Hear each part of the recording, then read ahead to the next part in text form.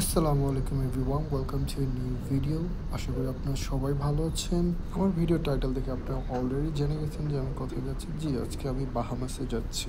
আজকের ভিডিওতে আমি কথা বলবো ডেল্টা এয়ারলাইন্স নিয়ে, আমার এক্সপিরিয়েন্স কেমন ছিল ডেল্টা এয়ারলাইন্সের সাথে এবং আমার ফ্লাইট কেমন ছিল, সব কিছু ওভারঅল এভরিথিং। আজকে নিউ ইয়র্ক সিটি ওয়েদার ছিল 32 ডিগ্রি ফারেনহাইট। আমার ফ্লাইট ছিল জেএফকে থেকে 8:30-তে। Unfortunately today is a snowy day in New York City. Usually during snowy days, all the flight get pushed back, get delayed because of the de-icing process that has to go through before every flight. আজকের আমার জার্নিটা start হয় Jamaica avenue থেকে, কারণ আমি Jamaica avenue থেকে air train নিয়ে আমি জেএফকে উদ্দেশ্যে রওনা করি। The reason I took the air train because JFK going under construction. Also, it's an early morning flight. In top of them, as you all know, when we always have some kind of traffic, so it's better to get there early. Also, আপনারা যদি recently JFK থেকে fly করছেন তাহলে আমি highly recommend করব kind of get there early because of the construction. Some of the roads are closed, so it's better to get there early. That way, you can have a smooth flight. Also, you don't miss your flight. Also, if you're flying from Terminal 4, please try to get there early because, as you know, Terminal 4 is one of the busiest terminal at JFK Airport. So if you get there early, you can easily do the TSL checking. Also, you can easily have a smooth flight. So in our case, by the time we finish our TSL checking and immigration, our boarding has already started.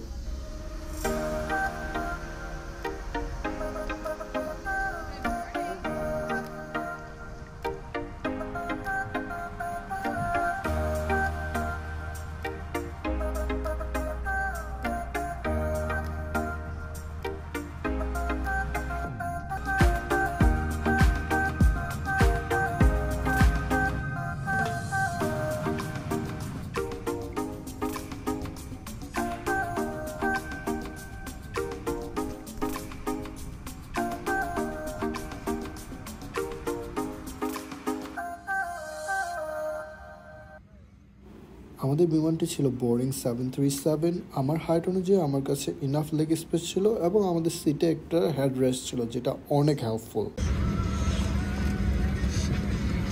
Space 5'7", so it's good. Our boarding was on time, and by the time we settled down in our seat, they already started the safety guide video. Your head and adjust the mask if necessary. Breathe normally and note that oxygen is flowing, so don't worry if the bag doesn't inflate. Be sure to adjust your own mask before helping others. A water evacuation is also unlikely, but just in case, life vests are in a compartment beneath or adjacent to your seat. To use, remove the vest from its container by pulling on the tab and then opening the pouch. Flip the vest over your head, wrap the strap around your waist, attach it. By the time we finished the safety guide video, our plane started getting pushed back for taxiing. আমাদের flight schedule ছিল 8:30-তে এবং আমাদের flight pushback করে 8:50-তে। আমরা already 20 minute late ছিলাম। আমাদের flight pushback করার পরে আমরা ডিআইসিংয়ের জন্য ট্যাক্সিং করি এবং ডিআইসিংয়ের লাইনটা অনেক লং ছিল, যার কারণে আমাদের ফ্লাইট আরও বেশি ডিলে হচ্ছিল এবং কিছুক্ষণ পরপরই আমাদের ক্যাপ্টেন আপডেট দিচ্ছিল কতগুলো এয়ারক্রাফট আমাদের সামনে আছে ডিআইসিংয়ের জন্য। অলসো ক্যাপ্টেন এক্সপ্লেন করছিল ডিআইসিংয়ের টাইমে এয়ারক্রাফটের সব ইলেকট্রিক ইকুইপমেন্টগুলো অফ করে দেওয়া হবে, যার জন্য আমাদের সামনে থাকা স্ক্রিনটা অফ হয়ে যাবে এবং এটা এয়ারক্রাফটের সেফটির জন্য করা হয় যাতে কোনো ইকুইপমেন্টের ভিতরে ওয়াটার না চলে যায় এয়ারক্রাফটের ভিতরে অথবা কোনো মেল ফাংশন না করে এয়ারক্রাফটের। সো ডিআইসিং প্রসেসটা হচ্ছে যখন একটা এয়ারক্রাফটকে ফ্লাই করার আগে হট ওয়াটার স্প্রে করে ওয়াশ করা হয় এবং এক ধরনের লিকুইড জাতীয় জেল স্প্রে করা হয় যাতে এয়ারক্রাফটটা যে পর্যন্ত আকাশে ফ্লাই না করে সে পর্যন্ত কোনো আইস লেয়ার এয়ারক্রাফটের উপর জড়ো না হয় এবং এটা এয়ারক্রাফটের এক্সট্রা ওয়েট তৈরি করে যখন একটা এয়ারক্রাফটের উপর এক্সট্রা লেয়ার জাতীয় আইস তৈরি হয়।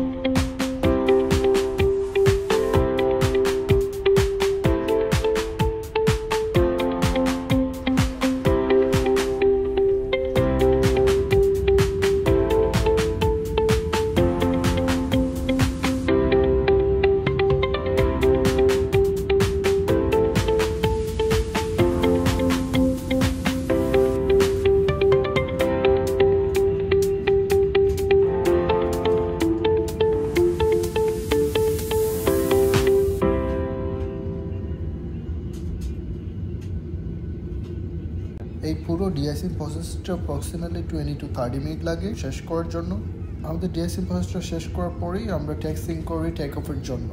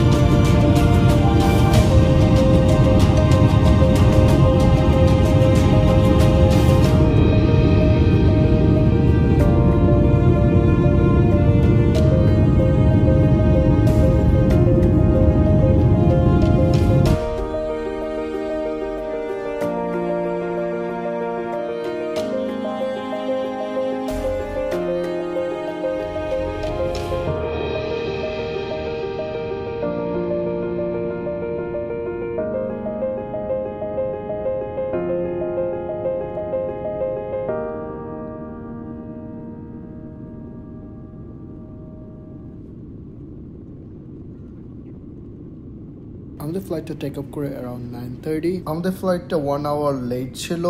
নিউ ইয়র্ক সিটি ওয়েদার অনেক খারাপ ছিল, তার কারণে আমরা 1 আওয়ার লেট ছিলাম। টেক অফ করার কিছুক্ষণ পরে আমরা দেখি আকাশে অনেক মেঘ, আবার কিছুক্ষণ পরেই দেখতে পাই বাইরে অনেক সূর্য, অনেক রোদ, যেটা দেখে আমার কাছে একটু অবাক লাগলো যে আল্লাহ পাক কত সুন্দরভাবে এই পৃথিবীটাকে তৈরি করেছে। যে কিছুক্ষণ আগে আমরা ওয়েদার কত খারাপ ছিল এবং কিছুক্ষণ মধ্যেই দেখতেছি ওয়েদার কত ভালো হয়ে গেল।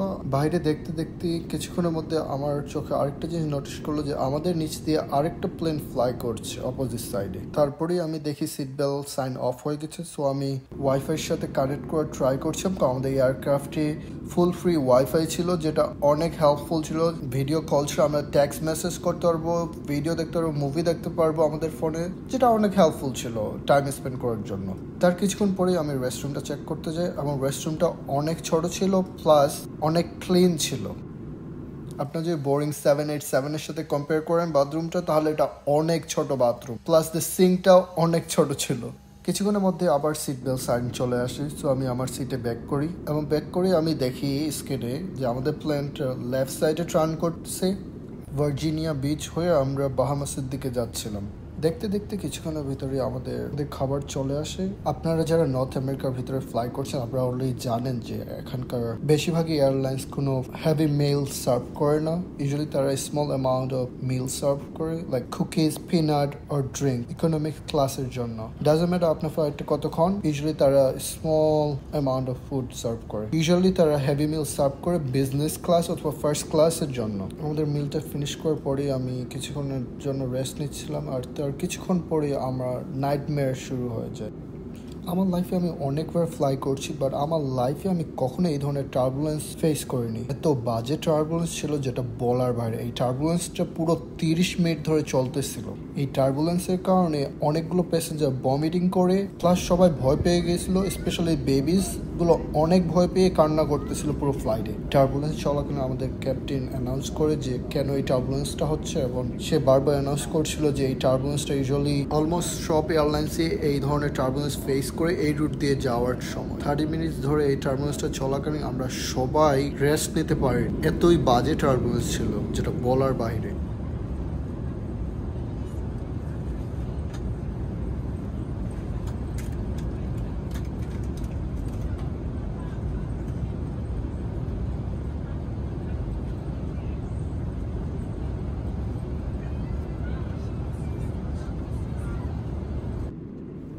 টার্বুলেন্সটা শেষ হওয়ার পরেই আমাদের ফ্লাইটটা স্মুথলি চলে এবং কোনো টার্বুলেন্স আমরা ফেস করিনি। তার কিছুক্ষণ পরে আমার লাইফে আমি বেস্ট ভিউটা দেখি আমি উইন্ডো দিয়ে। এই ভিউটা দেখতে এতই সুন্দর ছিল যেটা বলার বাইরে, নিজের চোখে না দেখলে। বাহামাসের পানির কালার এতই সুন্দর যেটা বলার বাইরে। বাহামাসের পানির কালার ইউজুয়ালি বেবি ব্লু আর ভাইব্রেট ব্লু কালারের হয় এবং এটা অনেক সুন্দর, পানিটা অনেক ক্লিয়ার। পুরো বাহামাসটা 700 আইল্যান্ড মিলে তৈরি, তার মধ্যে অনলি 30টা আইল্যান্ড যেটা মানুষের জন্য থাকার অনুপযোগী। যদি কোনো আইল্যান্ড লেস দেন 1 কিলোমিটার হয় তাহলে তারা এখানে সেটাকে তারা আইল্যান্ড বলে না, সেটাকে তারা কি বলে। ধীরে ধীরে করে বাইরের দৃশ্যটা আরো সুন্দর হচ্ছিল, আইল্যান্ডগুলো আরো ছোট ছোট হচ্ছিল এবং বাইরে দেখতে খুবই সুন্দর লাগছিল।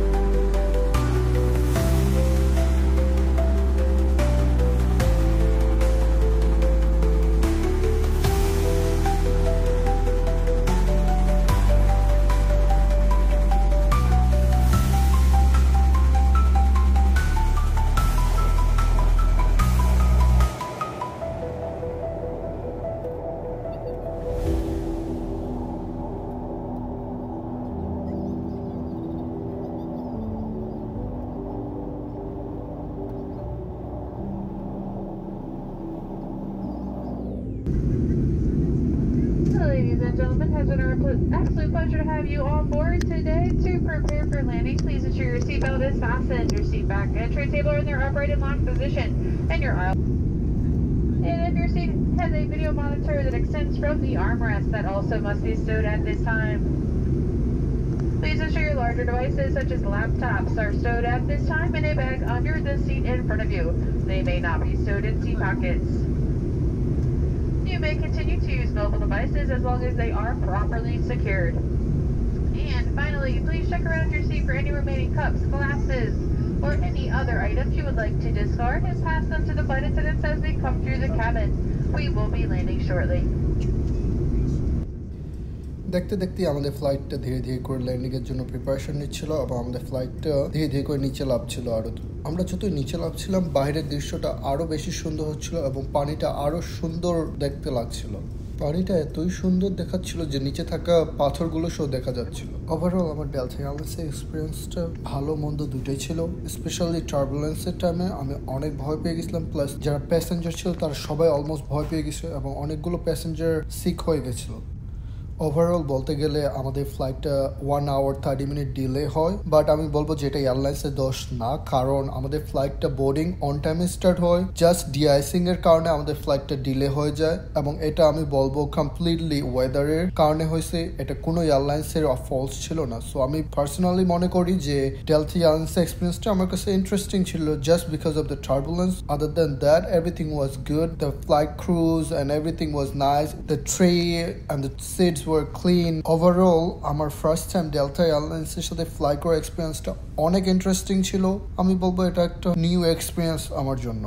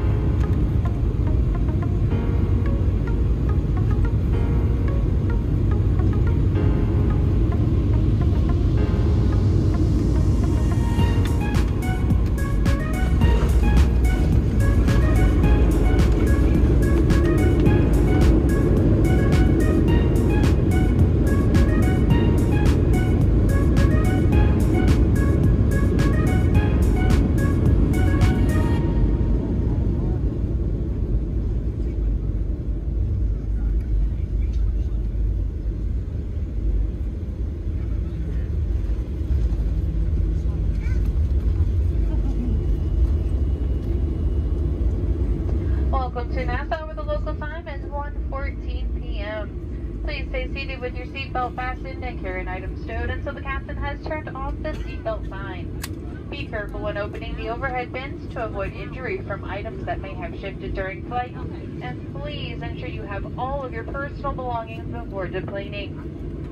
We sincerely apologize for the de-icing delay this morning and any inconvenience it may have caused you. But on behalf of this New York City-based crew, we thank you for choosing Delta. We look forward to seeing you soon and hope you have a wonderful rest of your day. দেখতে দেখতে আমরা আমাদের ডেস্টিনেশনে পৌঁছে যাই এবং আমাদের flight land করে 1:15-এ, যেটা আমাদের ফ্লাইট টাইম ছিল ল্যান্ড করা 12:13-এ, সেই জায়গায় আমরা ল্যান্ড করি 1:15-এ, যেটা আমরা হলো 45 মিনিট লেট ছিলাম আমাদের ল্যান্ডিং করার টাইম থেকে। আমরা ল্যান্ড করার কিছুক্ষণ পরে আমরা ইমিগ্রেশনে যাই এবং বলতে গেলে বাংলাদেশের সাথে কম্পেয়ার করলে আমাদের ইমিগ্রেশন পুরো 30 মিনিটে সবকিছু শেষ হয়ে যায় এবং আমরা এই 30 মিনিটের ভিতরেই আমরা আমাদের লাগেজ শো পেয়ে যাই, যেটা আমার জন্য অনেক সারপ্রাইজ ছিল। অন্যান্য এয়ারপোর্টের সাথে যদি যদি আপনি এই এয়ারপোর্টটাকে তুলনা করেন তাহলে বলবো এই এয়ারপোর্টটা অনেক ছোট। বাংলাদেশের ঢাকা শাহজালাল এয়ারপোর্টের সাথে যদি আপনি কম্পেয়ার করেন তাহলে এটা অনেক ছোট, কিন্তু এই এয়ারপোর্টটা বাংলাদেশের ঢাকা শাহজালাল এয়ারপোর্টের চেয়ে অনেক বেশি বিজি। এই এয়ারপোর্টটা এত বেশি বিজি হওয়ার কারণ হলো এই এয়ারপোর্টটা হলো মেইন এয়ারপোর্ট যেটা বাহামাসের সব আইল্যান্ড গুলোতে সাথে কানেক্টেড, যার কারণে এটা হলো মেইন এয়ারপোর্ট বাহামাসের যে কোনো আইল্যান্ডে যাওয়ার জন্য। ফার্স্ট আপনাকে এখানে ল্যান্ড করতে হবে, দেন এখান থেকে আপনি ডোমেস্টিক কোনো ফ্লাইট নিয়ে আপনি অন্য আইল্যান্ড গুলোতে যেতে পারেন, অথবা আপনি বোর্ড নিয়ে অন্য আইল্যান্ড গুলোতে যেতে পারেন। ওভারঅল আমার জার্নিটা আলহামদুলিল্লাহ অনেক ভালো ছিল। টার্বুলেন্সের শিকার হয়েছি বাট আলহামদুলিল্লাহ সেফলি আমরা ল্যান্ড করছি। ওভারঅল আলহামদুলিল্লাহ আমার জার্নিটা অনেক ভালো ছিল এবং আমি আমার জার্নিটাকে সুন্দরভাবে এনজয় করছি। আশা করি আপনারা সবাই ভিডিওটা এনজয় করছেন এবং নেক্সট ভিডিও আসা পর্যন্ত আশা করি আপনারা সবাই ভালো থাকবেন, সুস্থ থাকবেন। আল্লাহ হাফেজ।